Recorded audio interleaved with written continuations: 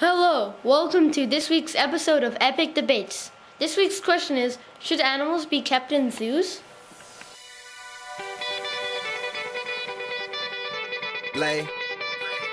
Sir. Jack, I'm on the pro side, which I think animals should be allowed to to stay in zoos. No. And my topic is that animals being in zoos helps educate children.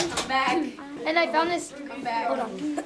Jack, this gives us a complete schedule. I'm being interviewed. I found this article that said that today's zoos put more emphasis on educational and conservation purposes than mere recreation. And I also have a personal experience with animal conservation being educational. I go to a beach every summer called Balton Island, and they have this turtle conservational project, and they when the mom turtles come and lay the eggs on the beach, they hold the turtles in these cages or kind of captivity until they're ready to be born. And then when they're being born, they have these educational classes, and you can come see the turtles hatch, and they protect the turtles. And that's just one reason why I think that the animals should be allowed to do that. Hi, I'm Alexa. I'm on the con side, and animals live perfectly fine 300 years ago without living in zoos. Hi, I'm Mina. I'm on the pro side for why we should have zoos.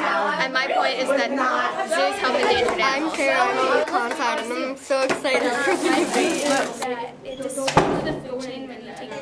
So I'm William, and I am the reporter, and I have gotten some information on the test. My name is Michael, and I'm one of the judges, and this is Mia. I'm Mia, the other judge. Yeah. So we feel that this is going to be a really good debate, but one side has stronger debaters, but at the same time, the con side is kind of has a lot more points that they can use to kind of pull it together and win. Yeah, there are a lot of stories about animals who have killed their trainers and attacked their trainers, so that's not good for the pro side. All right, let us begin. First of all, PETA.org, a site that the government uses, says that only circuses beat animals. Beach. Zoos do help endangered species, and right here I have what the weekly grocery list for the zoos use. 1 case of apples, 1 case of bananas, 6 to 8 pounds of grapes, 1 to 2 mangoes, 1 to 2 papayas, 1 to 2 cantaloupes. This is not for every animal, it's for the entire zoo. 1 to 2 watermelons, 1 case of oranges, 4 to 6 pears, 2 pints of blueberries, seasonal fruits, and that's just the fruits. 10 pounds of carrots, 1 case of romaine, 1 case of green leaf, 1 pound of spring mix, 1 case of yam. Okay, so clearly they're being fed. As you can see, they are getting healthy food. The Animal Welfare Act prohibits zoos from beating animals. A lot of people think it's so fun to go to zoos. I kind of enjoy it until I started doing this project. People think it's fun and amusing to see animals in these animal prisons. You're seeing a false reality, people. You're not seeing them how they would actually act. That's not how they would act. Lions, in most zoos I've ever seen lions at, all they're doing is sitting around. On wide open safaris, in safaris, they're roaming around, they're in their natural habitat, they're hunting prey. Hunting prey, if animals die, that's the circle of life. It has to happen. In 2007, a chain of zoos said that they were encouraged to kill any unwanted animals that they had. Let's cool it down over there, hot pants. So far, what I'm seeing from the pro side is a made-up fantasy in which humans can take animals from where they live, put them in a zoo, and pretend that they're helping them. I mean, they're saying that we can learn a lot from animals while they're interacting with plastic trees. We can see them up close interacting with their plastic habitats, but they're nothing like it. I mean, they might look like it, but they're nothing like the habitat. 52% of all animals, or lions and tigers, cannot recognize their own species, the most basic thing. Why is that? It's because you're taking them away from their parents. They cannot be educated properly. 75% of these elephants were overweight. 75%. I mean, that's just number now, but think of it this way. If you would take 4 elephants, 3 of them would be overweight.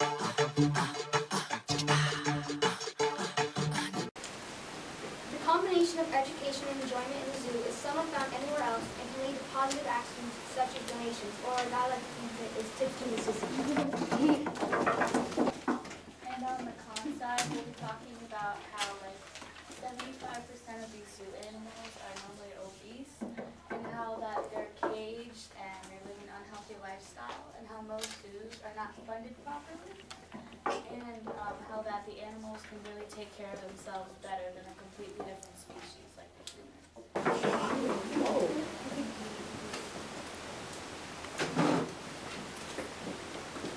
I truly believe that animals should be allowed to be placed in zoos. When you count all the positives that zoos give the animals, it is amazing that it lets them live 20 years longer, and the animals are much happier in the zoo than they live their lives.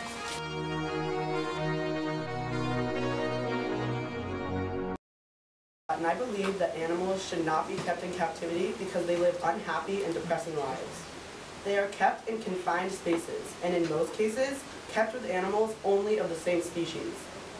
They also see the same things, day after day, week after week, year after year, with no change of their habitat or surroundings. By keeping them in cages, you are depriving them of many things, such as their social abilities, their freedom, and their ability to walk 30 feet in the same direction. Elephants can live up to 70 years in the wild, but in captivity, only till 18. Alex, so you just said that they live longer, but they do not live happier. As Matthew said, they take the short way out by ending their lives by themselves at their own will, because they can't stand being in this tormenting cage that can only range up to 30 feet.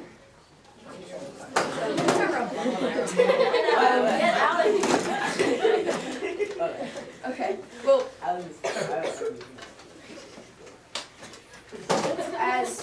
as Josh said, even There's no talking. animal care is at utmost priority, and even if they're not happier, then well, they're still living longer, and I didn't even really bring up that point, but the animals outside of the zoo are living longer and happier too, as well as the animals in the zoo. One particular reason I believe that animals should not be in zoos is because they are not funded properly, therefore cannot create a realistic or even healthy environment for these animals. Some examples of some animals that live longer in captivity are the black-footed ferret, the weasel, the squirrel, the marmoset, the chimpanzee, the gorilla, and even our nation's bird, the bald eagle, lives an average of 20 years longer in captivity.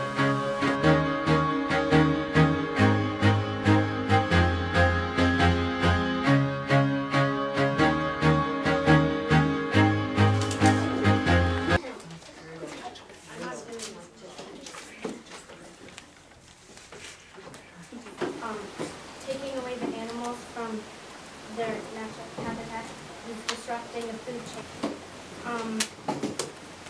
Not too long ago, there was a dolphin encaged in a water tank in a zoo. It was a dolphin in a TV show called Flipper who was performing tricks for the TV show. It couldn't take its life anymore and was totally mistreated and didn't like how it was living. So it all of a sudden just stopped breathing and immediately just sank to the bottom of the tank. Zoo suicide is very serious, and we should do whatever we can to stop it because it's hurting our own life. They also, for endangered animals, they have, it can save them, and well, basically, the environment they make for them is really nice. So it can save the animal, and it lives there, like in the panda. That's actually in a zoo. And then the elephant, that elephant lives 28 years longer in the zoo than an average elephant outside of zoo. So yeah.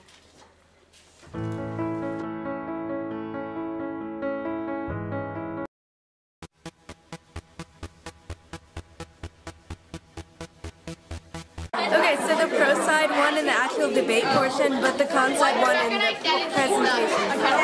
Much higher on that side. I thought the debate was absolutely outstanding. The students actually presented evidence and argued their point with facts and circumstances. It was absolutely wonderful. Shows a tremendous conviction and improvement in their debating skills. I really enjoyed this experience. I thought it was a very heated argument. It was a lot of fun.